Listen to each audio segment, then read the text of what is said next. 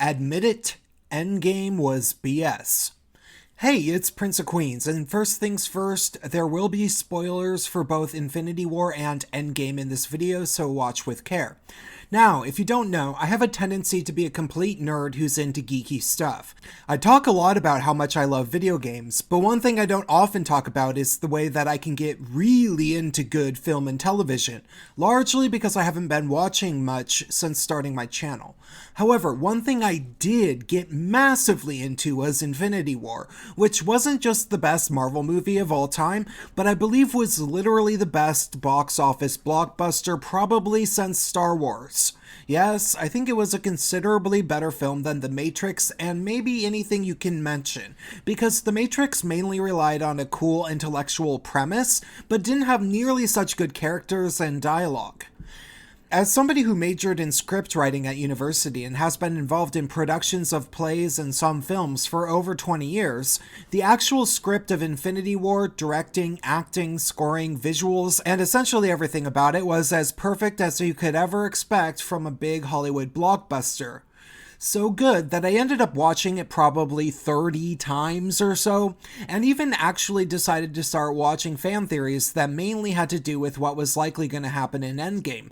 There were many, of course, and they included things that seemed relatively obvious to me even upon first viewing, like that Loki probably didn't die at the hands of Thanos, due to how sophomoric his little assassination attempt with a simple knife expected to take out such a powerful guy actually was. Clearly, knowing that Loki has strange magical powers, including at least making duplicate decoys of himself, at least that are visual, and is also one of the most clever battle tacticians in the MCU as his main strong point, it seemed more likely that he decided he would try to escape from Thanos instead of believing he was tough enough to actually kill the guy. Although we'd never seen Loki create a full-blown, living, breathing human version of himself, there's no good reason why he couldn't figure out a way. Perhaps he managed to use his powers to reanimate one of the plentiful dead bodies of Asgardians on the ship. It wouldn't be completely non-believable, and then he could come back in Endgame, which would be cool. I like him. But it didn't happen. Regardless, in spite of the fact that Loki could have been a key player in managing to eventually defeat Thanos as he knew the guy, that was actually a rather minor plot point for both movies, especially considering the fact that there's much bigger stuff to keep in mind when you really think deeply about Infinity War, watching it a number of times, and these things revolve almost entirely around Doctor Strange. Doctor Strange, of course, had a very minor role in Endgame, which was BS by itself due to how key his role was in Infinity War, and also due to the fact that he made it very clear that he actually figured out a way to defeat Thanos when he was going forward in time and explored possible ways to defeat this villain when he sat cross-legged and did this. We all right?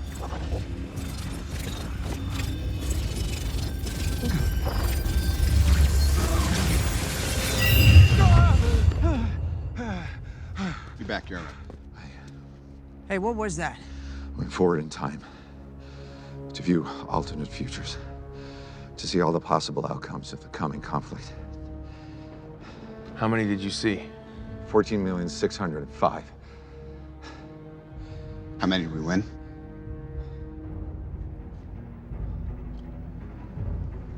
One.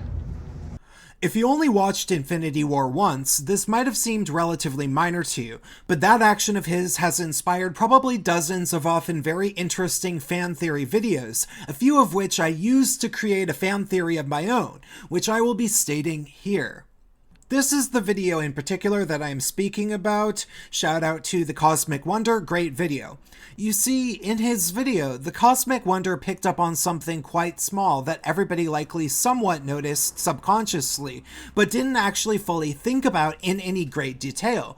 That is, every time Thanos activated the Time Stone in Infinity War, it had a green outline surrounding the stone that looked exactly like one of Doctor Strange's spells, both here and here.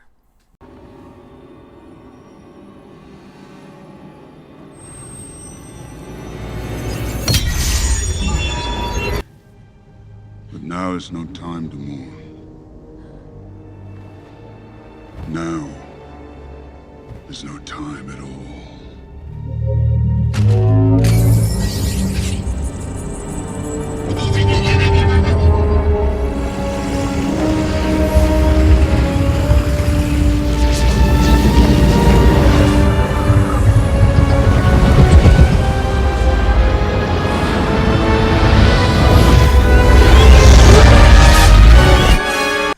Of all of the stones that Thanos used over the course of Infinity War, the Power Stone, the Space Stone, and the Reality Stone, there was never any such outline surrounding them when they were used. There was nothing besides a slight glow. This led the Cosmic Wonder to believe that Doctor Strange had likely cursed the Time Stone at a certain point, possibly beginning a time loop to stop Thanos, perhaps in the same way Doctor Strange did in his solo film to defeat the interdimensional demon Dormammu. At which point, due also to watching another video that I cannot remember the name of, I started thinking deeply about what Doctor Strange was really doing when he was sitting around cross-legged going through time, and it occurred to me at a certain point that there was nothing to stop him from potentially traveling back in time when he was doing that, perhaps to prepare somebody in the past for the upcoming conflict. Then, after a few more views, something occurred to me. Remember at the beginning of Infinity War, when Doctor Strange went through a portal to recruit Tony Stark to fight Thanos? Right before Doctor Strange asserted himself to let Tony Stark know that he was wearing the pants in their hero camaraderie by telling him his job is protecting your reality, douchebag. Remember that? Yeah. You know what there should be? No more surprises. We're gonna have a nice dinner tonight. Show off this Harry Winstone. Right? And we should have no more surprises, ever. I should promise you. Yes. I would. Thank you. Tony Stark, I'm Dr. Stephen Strange. I need you to come with me. Oh, congratulations on the wedding, by the way. I'm sorry, you giving out tickets or something? We need your help. How exactly did Doctor Strange know that Tony Stark, a man that he had never met, was getting married? I don't know. You could maybe assume that since Tony Stark was such a famous public figure, that perhaps he announced the marriage in the media at some point or another. But does Doctor Strange strike you as somebody who pays attention to celebrity gossip? Unlikely.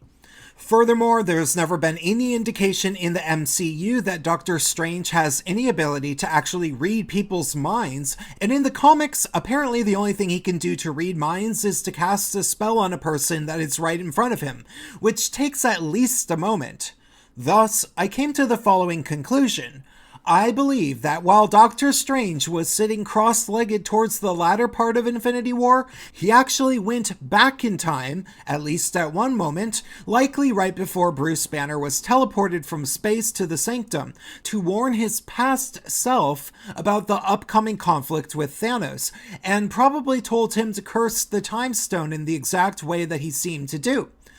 So what did the curse do, besides maybe creating a time loop?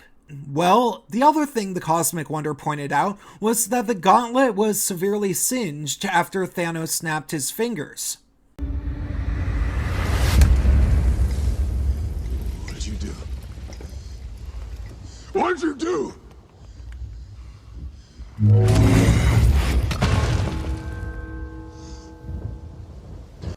This was likely done to melt the gauntlet enough to make it impossible for Thanos to snap his fingers again, thus ruling out the possibility that he ever might snap his fingers at some other point to destroy the Infinity Stones, if that was always his plan. Instead, he'd have to try to coerce Eitri the Dwarf to make him a new gauntlet, but that would be extremely difficult as he not only has no hands, but also the God of Thunder wouldn't be there to hold open the gate to the star to get enough heat to melt the special metal. With all of this foreshadowing in the story, all of it could have led to an extremely different and very interesting endgame, which legitimately would have picked off where the actual plotline of Infinity War ran out, running with the ideas that the Russo brothers and the screenwriter had clearly been intending for the next film when they were actually making Infinity War in the first place. But of course, literally none of that stuff happened, and instead, we're expected to believe Doctor Strange's amazing plan was simply for everybody to stay dead until Hillary Clinton shows up, and then they defeat Thanos, or get the Infinity Stones first, and then bring everybody back. That was the amazing plan, really? So let's now talk about Endgame. Wait, well, I don't even feel all that motivated to do that all that much after writing out the theory of what should have happened due to the hints that the Russo brothers had planned out, because, again, none of it did, and instead we were left with a movie that opened slow, depressing, and never actually got a great deal more interesting, minus the part where Black Widow fought Hawkeye over sacrificing their lives, and a few other good moments. I mean, could there be any less engaging hook for Endgame besides what actually happened during the first 15 minutes?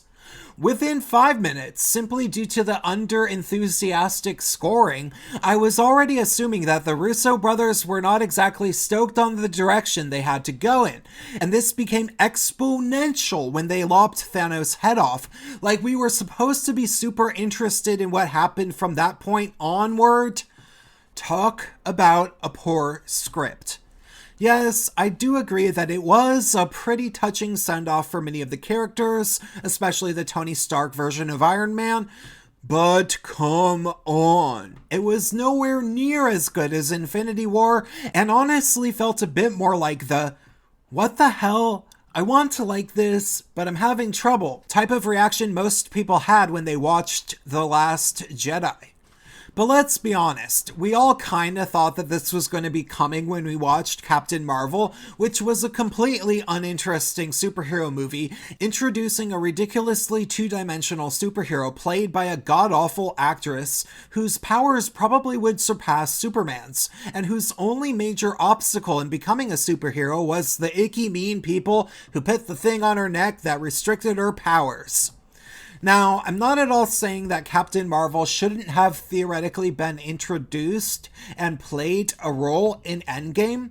She was an Avenger after all, and a powerful one at that, though not nearly as powerful in the comic books as in the movie. Regardless, it would have been completely fine with me if maybe she came back to Earth after she had been on some other planet far off in space to tell her old friend Nick Fury, hey, so I was on this other planet, and half of the population eviscerated into ash all of a sudden, vanishing mysteriously? Know anything about that?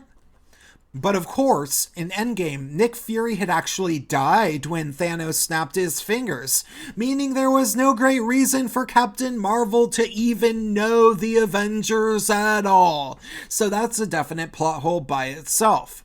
Also, Loki never came back besides in the past. Nebula, who I really love as a character, who is played by one of my favorite actresses, Karen Gillan, who was Amy Pond in the newer Doctor Who series, was rumored to be in the film a great deal, but they did it in about as boring of a way as possible, where you never got to see her simply fight Thanos to avenge Gamora with that signature electrifying passion the actress had in every other Marvel movie when it came to her feelings about her family.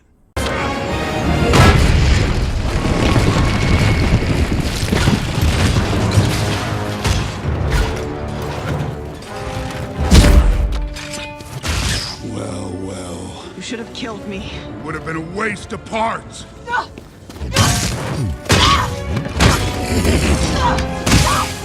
Where's Gamora? Also, Tony Stark never talked much about his mission to avenge Peter Parker, neither did Captain America really talk about Bucky, and Black Panther's good friend, played by Michonne, was never to be found, as far as I can really remember. And the whole thing was just blah because it split the storyline up into a bunch of basically unrelated subplots where they went back in time to situations we had mostly already seen in past movies, but altering them just slightly. Could that have been a different movie, please? Why would this be interesting and satisfying to the real fans? I went to the bathroom literally 3 times because I was so let down. I guess that's what anybody who is hoping for something big would have done if they had to go after Thor killed Thanos simply and non-triumphantly, while he was virtually defenseless after being crippled and restrained by Super Rosie the Riveter or whatever. Also, aside from creating a way to punch down easily upon powerful white men, what purpose was there for making Thor fat? I was just thinking, why am I gonna bother to look at Chris Hemsworth looking like that? Are ya crazy? Similarly, what was the purpose of making Hulk living in a perma-Hulk state while wearing glasses the entire time, which completely destroyed the point of his actual character as a veritable Dr. Jekyll and Mr. Hyde? And don't forget, Captain America might as well have been wearing a t-shirt that said, "Straight ally," as he sat around and gave counseling advice to some depressed gay man who talked about crying on a date. There's probably a few more things that I can say about this movie, as it was seriously the biggest letdown of a sequel that I can ever remember in my entire life, but I imagine that by now you've gotten the point. Yes, I am completely afraid of what the MCU will become based on the fact that we're now supposed to expect Brie Larson to be some sort of leading lady, which of course is why you should sign this petition to get Marvel to fire her and hire a woman of color instead. Because honestly, I'd be happier with anybody, including Lena Waithe, who was on Master of None and had a brief role in Ready Player One, because even though she's a terrible actress, she's still not Brie. All my co-stars hate me. Larson. Clearly, the intersectional feminist powers that be are strong-arming the MCU in an effort to make the entire universe yet another bore-fest propaganda series designed to please anybody but the actual fans, because feminists won't actually give a crap, as they are boring people who would prefer to see things destroyed than to have them not live up to the impossible social justice standards they demand. I really don't need to say much more about this film. Robert Downey Jr. did a great job with his role, considering what he was working with, but I'm by no means excited to have Ant-Man and the Wasp, Lady Iron Man, She-Hulk, and whoever the hell else they are pushing to the front, so-called powering the Avengers from this point onward. Please give me my money back, along with my hopes and dreams. Okay, that's all for this video. If you liked it, please note that I'm extremely low on funds until late July, so if you could do anything to help, the best would be if you sent me something on PayPal, and you can also sign up to help me out on Subscribestar if you are so inclined, and make for absolute certain to follow me on Minds.com and BitChute. Give me a like and a share. Thanks a bunch.